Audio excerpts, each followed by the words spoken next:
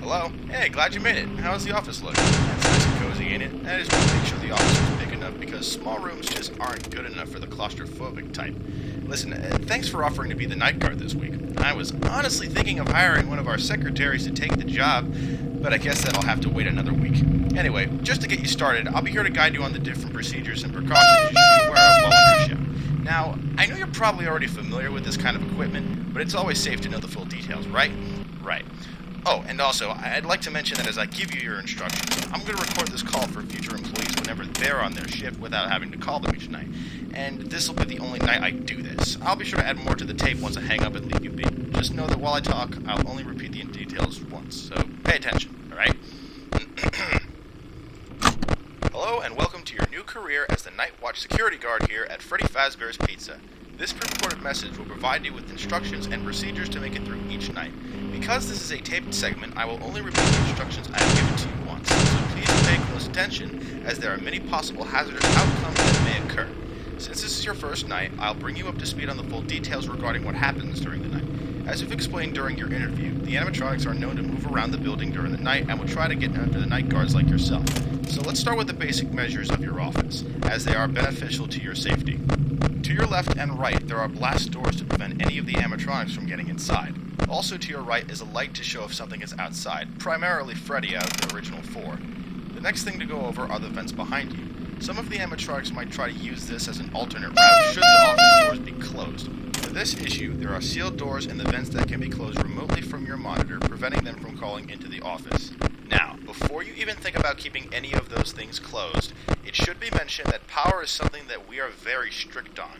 So, to prevent the building from losing a lot of power, the uses of the blast doors and vent doors have to be restricted, meaning you can only close 2 doors at a time. However, you don't need to worry about the building losing all its power, as there is an auxiliary generator below the building that activates upon the main power deactivating, which is unlimited and you're still capable of protecting yourself. But the generator is very limited in what it can do for you, that being you can only close 1 door/vent at a time. So, to resolve this situation, if at any point an animatronic does get into your office when the auxiliary generator is on, you have a Freddy mask at your disposal to disguise yourself, and the animatronic should walk out if you put it on just in time. However, that brings me to Foxy. For some reason, the Freddy head won't work on him when he enters the office. Not to mention, when the auxiliary generator is on and you leave the door open, he'll try to run down the hallway, so act quickly with the door. Now let's remember to keep an eye on the animatronics, be sure to reserve power, and of course be sure to use the Freddy head should the animatronics walk inside. With all that being said, good night and good luck.